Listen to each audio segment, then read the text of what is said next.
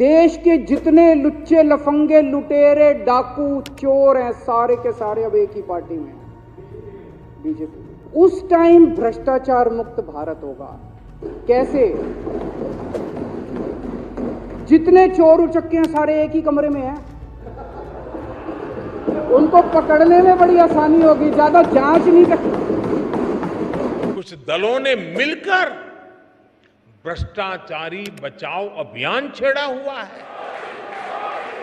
आज भ्रष्टाचार में लिप्त जितने भी चेहरे हैं वो सब एक साथ एक मंच पर आ रहे हैं।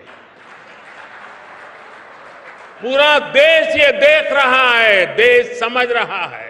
मैं देख रहा हूं कुछ दिनों से प्रधानमंत्री जी जगह जगह एक बात बोल रहे हैं। बोले ये ईडी और सीबीआई ने सारे भ्रष्टाचारियों को एक मंच पे इकट्ठा कर दिया।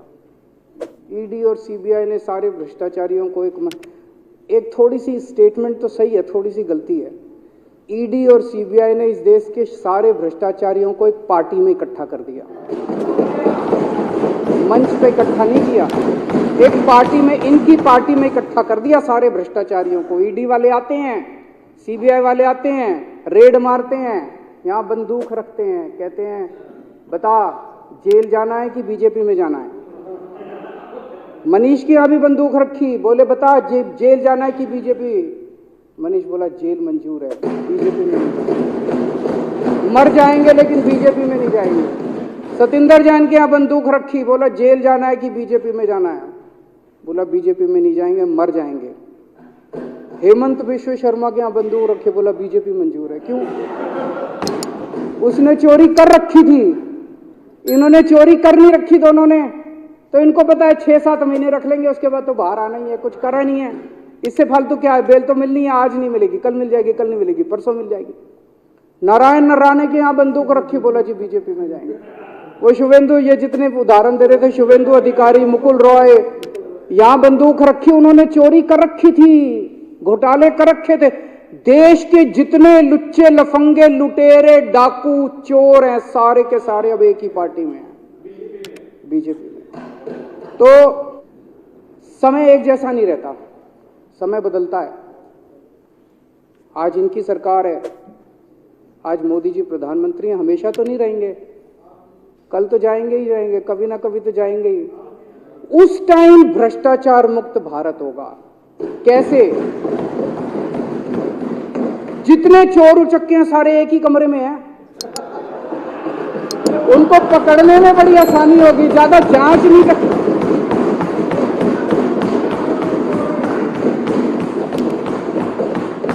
सारों को ईडी सीबीआई दिखा के सारे देश के लुटेरों को इन्होंने अपनी पार्टी में इकट्ठा कर लिया।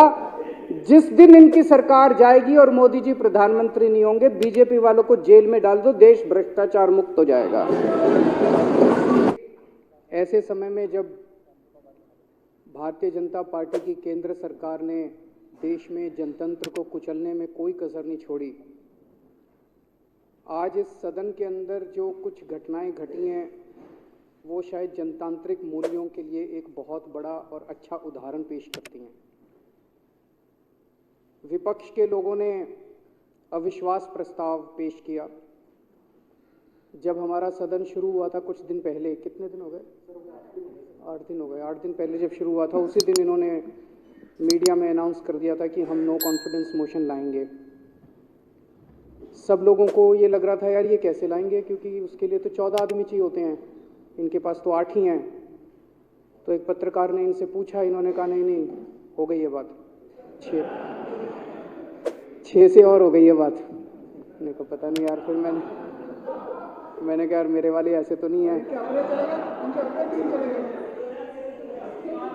मैंने एक एक से बात करी, बोले जी धमकियां तो बहुत आ रही हैं, ईडी के जैसे मनीष सिसोदिया का हाल करा तुम्हारा भी ऐसा हाल कर देंगे, जैसे जैन साहब का हाल करा, झूठे केस लगा दिए दोनों के ऊपर, झूठे केस लगा के तुमको भी अंदर कर देंगे, किसी को 20 करोड़ किसी को 25 करोड़ पता नहीं क्या क्या दिया लालच। तो इनको उम्मीद थी 14 हो जाएंगे इनके, लेकिन अध्यक्ष महोदय 14 तो दूर की बात है, एक भी नहीं गया। हमारे टोटल 62 MLA हैं, आज मनीष जी और सत्येंद्र जैन हमारे बीच नहीं है। 60 बच गए। 60 में से राजेश गुप्ता, प्रकाश झारवाल और रोहित मेहरोलिया दिल्ली के बाहर गए हुए हैं। 57 बच गए। एक अध्यक्ष महोदय हैं, 56 बच गए। 56 यहाँ मौजूद हैं।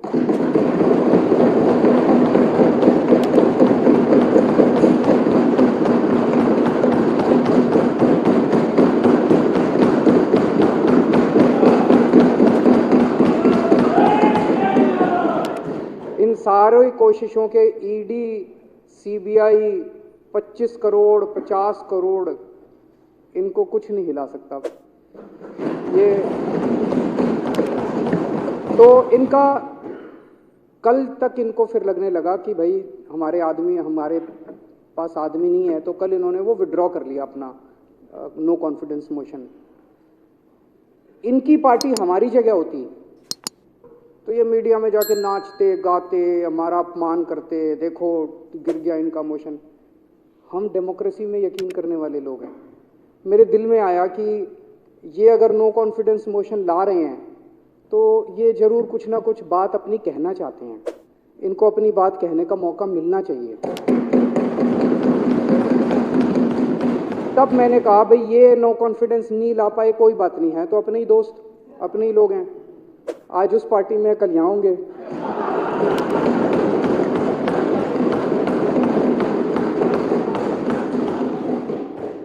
तो आज हम ये कॉन्फिडेंस मोशन इसीलिए लेके आए हैं। पहली बार भारत के अंदर ऐसा है कि नो कॉन्फिडेंस मोशन इनका हार गए, ला ही नहीं पाए, तब भी एक पार्टी ने वॉलंटैरिली अपनी मर्जी से कॉन्फिडेंस मोशन लेके आए हैं, भाई कहो जो कहना है।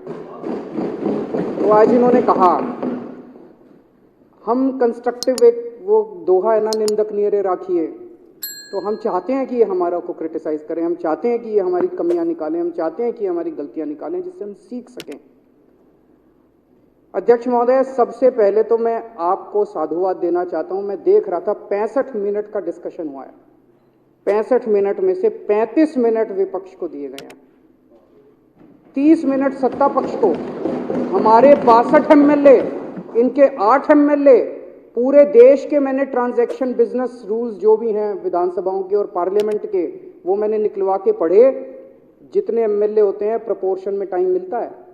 टाइम इनको 60 मिनट के हिसाब से, इनके 11% लोग हैं, इसके हिसाब से इनको 7 मिनट बनते थे। 7 की बजाय आपने 35 मिनट दिए इनको, 5 गुना। और मैं सारा बैठ के लिख रहा था ये क्या कह रहे हैं। मैं कह रहा हूं अभी 2025 तो छोड़ो, 2050 का चुनाव भी दिल्ली में नहीं जीत पाओगे, यही हाल रहा है। देखिए, केवल क्रिटिसाइज करने के पॉइंट ऑफ व्यू से क्रिटिसाइज करना अच्छी बात नहीं है। कुछ ढंग की बात तो करो, कुछ जनता की बात तो करो। कुछ केवल गाली गलोच, ये केजरीवाल ने ये नहीं किया, ये नहीं किया, ऐसे नहीं किया, वैसे नहीं किया। यार जनता के ढंग की बात करो, अच्छी बात करो। केजरीवाल ने 1000 कहा था, 995 क्यों बनाए, 5 क्यों नहीं बना रहे? बना देंगे, बाकी भी बना देंगे, चिंता क्यों करते हो? जब उतने बना दिए ये भी बना देंगे। वहां पे शुगर की दवाई नहीं मिलती, दे देंगे, शुगर की दवाई भी दे देंगे। बाकी तो मिलती है, बाकी मिलती है क्यों नहीं मिलती? आपका मैं पॉलीक्लिनिक में उद्घाटन करके आया था, मेरे को याद है, आपको साथ लेके गया था मैं। इन्होंने 2017 में भी कोशिश करी थी, बोले हमारी सरकार गिरा देंगे। तब तक हमें लगता था ये कुछ ज्यादा ही चाणक्य होंगे। अब तो पता चल गया खोखले हैं, इनके पास कुछ नहीं है। इनके पास दिखावा ज्यादा है, शोर ज्यादा है, अंदर कुछ नहीं है। तो 2017 में कहते थे 21 एमएलए तो डिस्क्वालीफाई कर देंगे, 21 को डिस्क्वालीफाई कर देंगे, इतनों को तोड़ लेंगे। और फिर सरकार में बहुत दिमाग लगाता थे, और 70 में से 67 हैं हमारे पास, 3 इनके पास है। जब तक 4 रह जाएंगे मेरे पास, तब भी मेरी मेजॉरिटी है। 3 इनके पास, 4 भी अगर मेरे पास है, मेरी मेजॉरिटी है, तो ये कैसे सरकार गिराएंगे? मेरी पल्ले के बाहर था, मेरी समझ के बाहर था। लेकिन पत्रकार आते थे, कहते थे अमित शाह लगा हुआ है और सरकार गिरा देंगे। 2017 में कोशिश कर ली, उसके बाद 2019 में कोशिश कर ली, 2020 में। अब मत करना यार, इज्जत थोड़ी भी अगर इज्जत बाकी है, अब मत करना। अभी मैंने देखा था तेलंगाना के अंदर नवंबर के फर्स्ट वीक में, आप लोगों ने देखा होगा, स्टिंग हुआ था वहां पे। भारतीय जनता पार्टी के 3 नेता तेलंगाना की सरकार गिराने के लिए वहां के एमएलए को खरीदने पहुंचे। 3 बीजेपी के नेता बैठे हैं, 4 बीआरएस के एमएलए बैठे हैं, उनके साथ बातचीत हो रही है। 3 घंटे बातचीत चली, सारी रिकॉर्डिंग हो गई। उसमें वो कह रहे हैं कि हमारे बीएल संतोष साहब मिलेंगे तुमसे, अमित शाह जी मिलेंगे तुमसे, और 50-50 करोड़ ऑफर कर रहे हैं। और बोले 25-25 करोड़ में हमने दिल्ली के खरीद लिए, अब दिल्ली की सरकार गिरने वाली है। केसीआर साहब का फोन आया उसी दिन शाम को मेरे पास, अरविंद जी मेरे पास पूरी इन्फॉर्मेशन है, आपकी सरकार गिरने वाली है। मैंने कहा जी चिंता ना करो, ये यूं ही करते हैं, ये 3 साल से यूं ही करते हैं। तो वैसे रेट हमारे 25 लगा रखे हैं, उनके 50 लगा रखे हैं, ये गलत।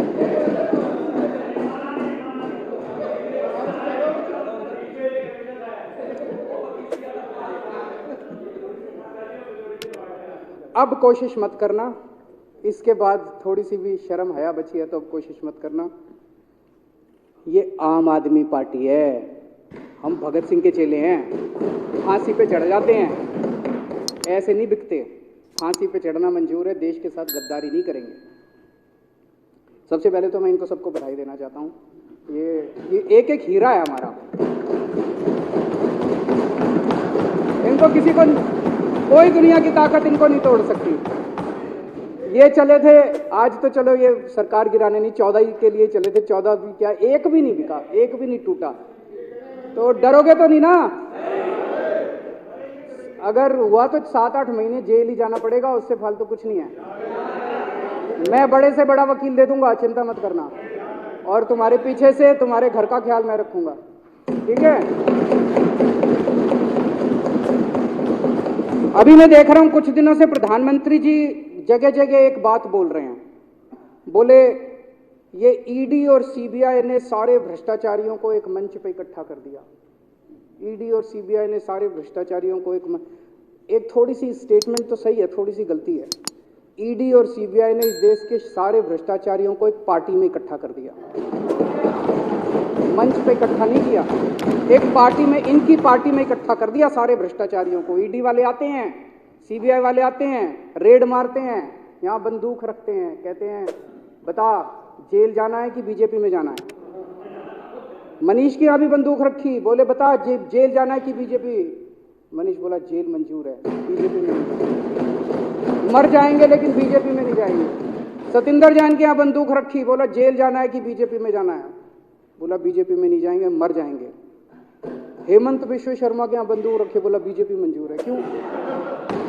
उसने चोरी कर रखी थी, इन्होंने चोरी कर नहीं रखी दोनों ने, तो इनको पता है 6-7 महीने रख लेंगे, उसके बाद तो बाहर आना ही है, कुछ करा नहीं है। इससे फालतू क्या है? बेल तो मिलनी है, आज नहीं मिलेगी, कल मिल जाएगी, कल नहीं मिलेगी, परसों मिल जाएगी। नारायण नराने के यहाँ बंदूक रखी, बोला जी बीजेपी में जाएंगे। वो शुभेंदु, ये जितने उदाहरण दे रहे थे, शुभेंदु अधिकारी, मुकुल रॉय, यहाँ बंदूक रखी, उन्होंने चोरी कर रखी थी, घोटाले कर रखे थे। देश के जितने लुच्चे लफंगे लुटेरे डाकू चोर हैं, सारे के सारे अब एक ही पार्टी में हैं, बीजेपी में। तो समय एक जैसा नहीं रहता, समय बदलता है। आज इनकी सरकार है, आज मोदी जी प्रधानमंत्री हैं, हमेशा तो नहीं रहेंगे, कल तो जाएंगे ही जाएंगे, कभी ना कभी तो जाएंगे ही। उस टाइम भ्रष्टाचार मुक्त भारत होगा। कैसे? जितने चोर उचक्के हैं सारे एक ही कमरे में हैं,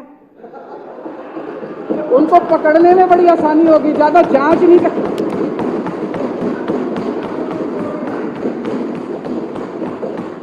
सारों को ईडी सीबीआई दिखा के सारे देश के लुटेरों को इन्होंने अपनी पार्टी में इकट्ठा कर लिया।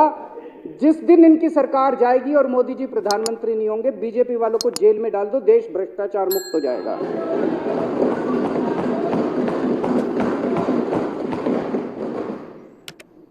अध्यक्ष महोदय,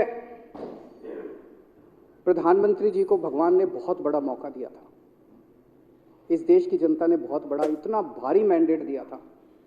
वो चाहते तो इस देश की सूरत बदल सकते थे, कुछ भी कर सकते थे। वो चाहते तो इस देश को कहीं ना कहीं का कहीं ले जा सकते थे। क्या किया उन्होंने? देश में लूट मार, नफरत, लड़ाई झगड़ा, आज हर आदमी डरा हुआ है देश के अंदर। सबको साथ लेके चलते हैं, जैसे हम सबको साथ लेके चल रहे हैं, हम इनको भी साथ लेके चलते हैं, सबको साथ लेके चलते हैं, हम लोग सबको साथ लेके चलते हैं। मनीष सिसोदिया ने इतने अच्छे स्कूल बना दिए, प्रधानमंत्री जी मनीष जी को बुला के कहते मैं तेरे को देश का शिक्षा मंत्री बना रहा हूं, मनीष सिसोदिया जा 10 लाख स्कूल ठीक कर दे देश के, तब बड़ी बात होती है।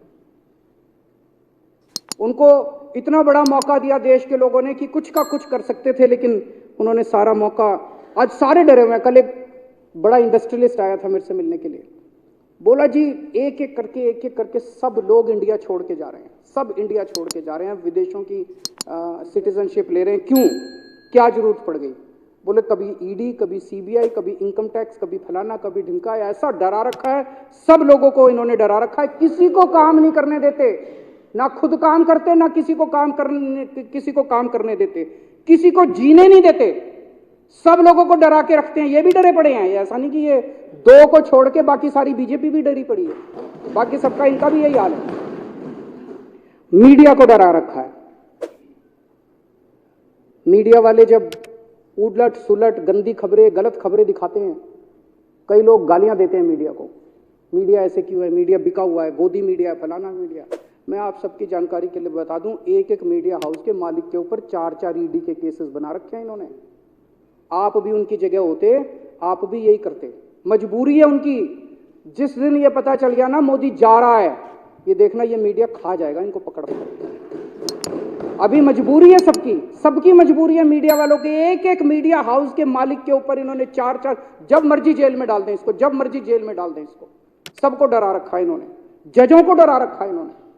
देश के सारे जज डरे पड़े हैं, सुप्रीम कोर्ट के जज डरे पड़े हैं, हाई कोर्ट के जज डरे पड़े हैं, डिस्ट्रिक्ट कोर्ट के जज डरे पड़े हैं, पत्रकार डरे पड़े हैं, रिपोर्टर डरे पड़े हैं इनसे, इंडस्ट्रियलिस्ट डरे पड़े हैं। जितनी ऑपोजिशन की सरकारें हैं, किसी को नहीं चलने देते। हमारी पंजाब में सरकार है, इस बार बजट सेशन नहीं होने दिया उनको। पंजाब सरकार का बजट सेशन कराने के लिए सुप्रीम कोर्ट से आदेश लाना पड़ा।